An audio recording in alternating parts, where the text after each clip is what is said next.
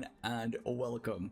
Arc Raiders just launched a new update called the December Update 1.70 and here's my overview of it. I've split this video into sections and timestamped all of the topics in case you're looking for something specific. Let's start off with the big what's new. Arc Raiders is officially getting into its Act 2 called the Cold Snap. With that, we're getting a new winter map condition called the Cold Snap. Yep, I know. We're also getting a new in-game event called the Flickering Flames, which is similar in mechanics as the Stellamontes event that we had before. This means XP will be converted into points and we have a sort of battle pass that we progress through, but we're going to go through the pass in a bit later on. A new raider deck will be added on December 26th, new quests and items, and I will cover the quests in guides later on. And the long-awaited expedition departure window will finally open. And now let's dive a bit deeper into the new map condition and what the winter event is, and then take a look at the expedition details. The new map condition Cold Snap is available on every map starting today, so December 16th, except Stellamontes. During this event, the map spawn a new harvestable called Candleberries. There's also increased loot value, and being outside causes damage to the player, so if you stay outside too long, you will accumulate frostbite and eventually start taking damage, and the only way to get rid of this is to go inside and warm up. The Candleberries also play kind of a vital role during this event, as they need to be handed in for various things such as the new project. So from there, let's move on to the details of the in-game event. When you log in, you'll see that there's a new project called the Flickering Flames, and that is linked to the new event and the pass. You need to commit various resources similar to the expedition project, and they will reward you with various items, raider tokens, and merits. Looking at the battle pass now, there's a new skin called High-Tech Hiker and various attachments and color variations for it. There's also the very first new Raider Tool skin. Yes, the Raider Tool from here on out is customizable through the customization window. So far, there's only the two skins though. You have the basic Raider Tool and you have the new Space Wrench. But we do know, upcoming on the new Raider deck that's released on December 26th, there will be a new wrench skin as well. But it's probably safe to assume that we will have some in-store skin for the Raider Tool upcoming as well. So along with the skin, we have an emote, Check Compass, with the Candleberries that you need to turn in for the various things. We have 250 Raider tokens and a new face style. So this time, no gameplay items such as snap hooks or grenades or traps, none of that. It's just the 250 Raider tokens, again, Candleberries, various attachments, color variations for your new outfit, and the emote and the face style. And next, let's take a look at the expedition details. So starting on the 17th of December, you're able to reset your character, which is called the expedition in this game. This character reset is accessible if you've already completed the expedition shuttle, and remember, this is completely optional. You don't have to do this if you don't want to. This window will be open for I think a week, and then you're gonna have to wait for the next seasonal reset if you want to participate in the expedition again. So what will be reset and what are the benefits of this? Your skill tree, level, stash, workshop, all the crafting abilities and blueprints will all be reset. But do note that all the maps and workshop upgrades will be available straight away, so you don't have to do the initial unlock requirements anymore. So what will you then get by participating in this expedition? You will get a new outfit for your Raider and Scrappy, an indicator showing that you've done the expedition, up to 5 skill points depending on your stash value. So for every 1 million total value of your stash, including your current coins, are counted, up to 5 million stash value. So every 1 million will give you 1 skill point, up to 5 skill points worth of 5 million total value. And then plus 12 stash pace, which is way too little in my opinion. The normal upgrades give you 24, I think. So 12 is kind of lowballing it, I think. You will also get temporary buffs that only apply during this upcoming season and will be lost if you don't participate in the next expedition at the end of this next season. So you will get plus 10 repair bonus to all repairs, plus 5% XP boost and 6% more materials from Scrappy. Do note, however, that if you participate in this expedition and then the upcoming expeditions as well, these bonuses will increase in power. So for up to a total of 3 times, so 3 expeditions, you will increase these values in power, so plus 30% repair bonus, plus 15% XP boost, and 18% more materials from Scrappy.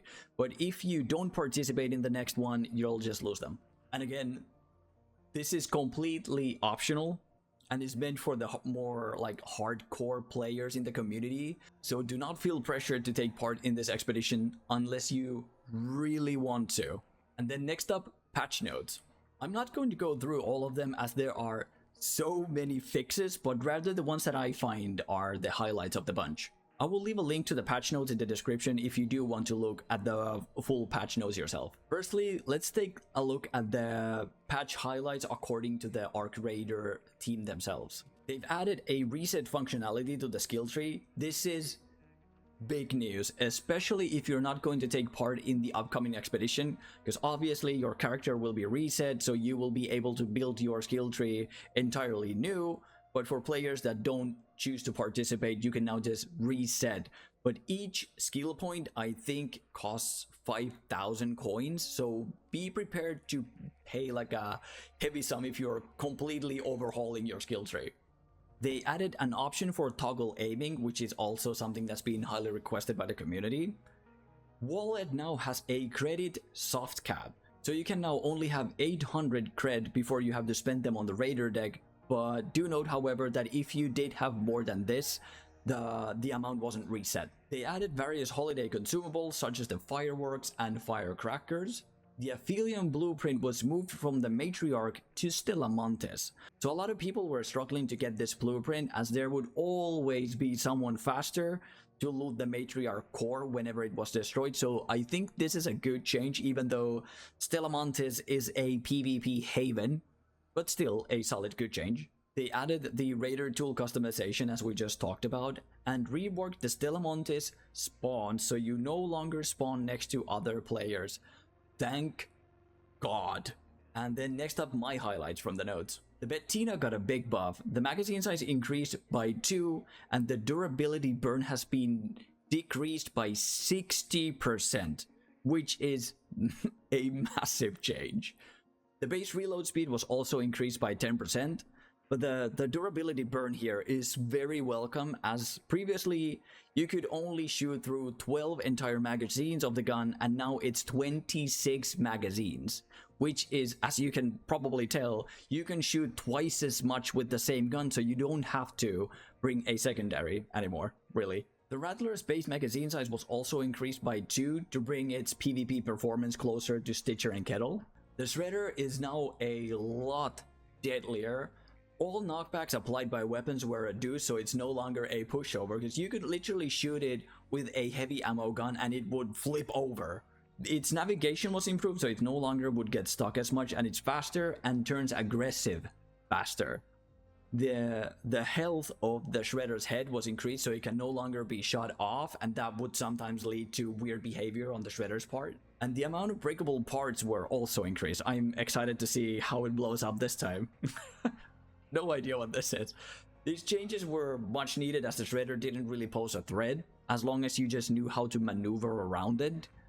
And because of the janky behavior, it kind of made them like a janky janitor of Stellamontes, sort of. So again, a really welcome change. They've increased the number of simultaneous footsteps and the audio priority of footsteps.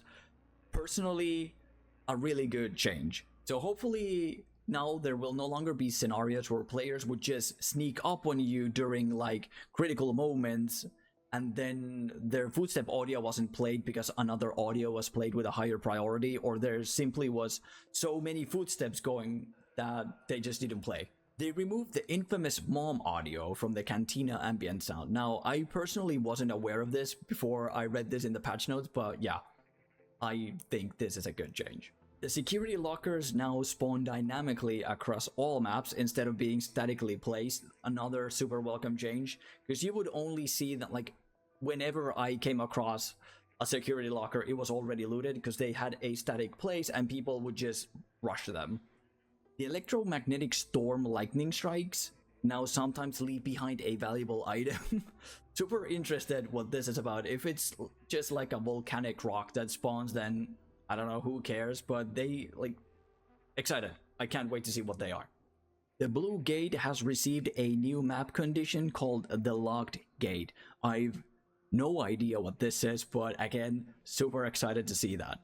They've increased some item and blueprint spawn rates in Stellamontes, another huge change. I wonder if Stellamontes is now going to be like the go-to map for blueprint farming. Some breachable containers on Stellamontes no longer drop rubber ducks when using a little extra skill. Sorry. I love the little sorry that they've added to the end. For ranks up to Daredevil 1, the leaderboards now have a 3 times promotion zone for the top 5 players, and new objectives have been added. This is another huge thing, because what we had now, if you miss a single week, you can no longer reach the higher levels, so maybe this is like a catch-up mechanic in case you really want to get promoted. But I wonder if this is also going to lead players winning even more to just get to the top 5. We'll see, but at least it's only up to ranks up to Daredevil 1. 2 new skill changes, which both to me are fantastic. So effortless roll skill now provides greater stamina cost reduction. This used to be so minuscule. I think if you maxed out the skill, you would get 1 additional roll. And the calming stroll skill now applies while moving in ADS. So you no longer have to toggle manually on PC to start walking. Even though this is during ADS, it's better than nothing, right? There's also a cool option added for high-end hardware gamers. They added a cinematic graphical setting that is above Epic, which I'm really excited to test out. For the lore enthusiasts out there, they've added a codex section to rewatch previously seen videos, another great change. The cinematics in this game are so pretty. Even though they're like short, they're sweet. They're so well done. I love it. So this is another cool welcome change. They also added improvements to the main UI, such as the new toggleable event quest pop-up window and quests and feats. So you no longer have to go to Dex to check your feats, but you can actually toggle this window, which is pretty neat if you ask me. You can also see here the 800 credit soft cap. Red limit reached. Claim Raider deck rewards to be able to earn more. So personally, my excess points weren't removed, but I wonder what happened to people that have like 100,000 creds, because there are people out there that have tens and hundreds of thousands of creds already, believe it or not. But for me, I still have mine. They've also added to the store a new set that you can only purchase with money. So you do get 2,400 Raider tokens and a new set with some variable cosmetics. This set is absolutely gorgeous in my opinions. I think it's somewhat different in aesthetic than some of the others, but mainly due to the crown or like the face ornaments, you could say. Horns. So if this was it, this is pretty Arc Raiders, but I think this is absolutely stunning. They also added new items for the traders. So for Shawnee, as you can see, has now attachments that you can buy with creds.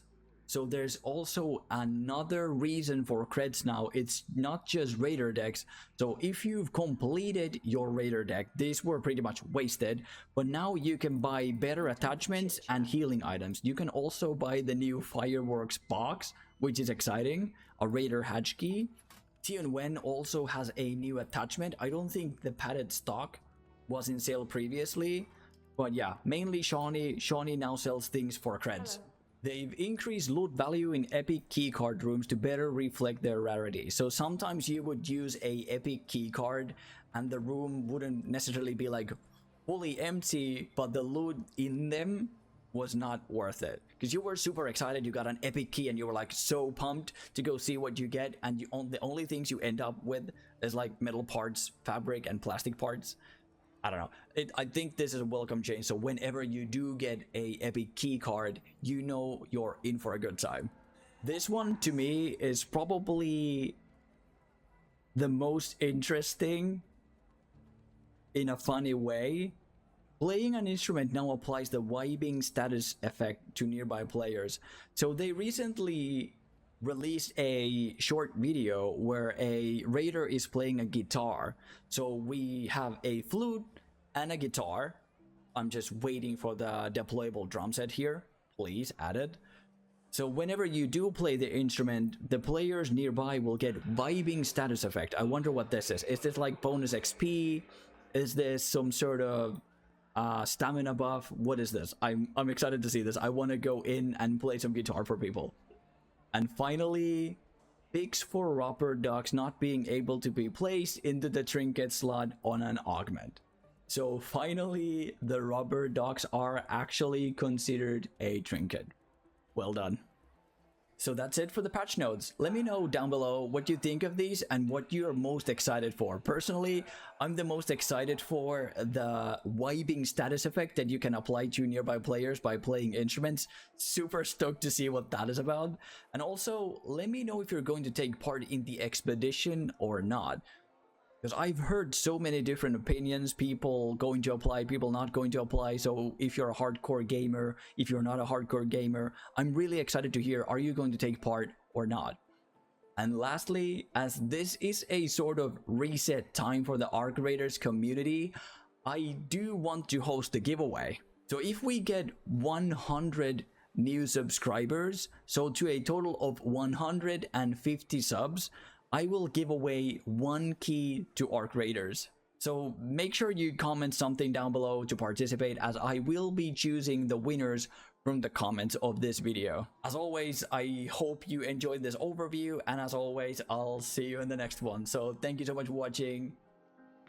Goodbye.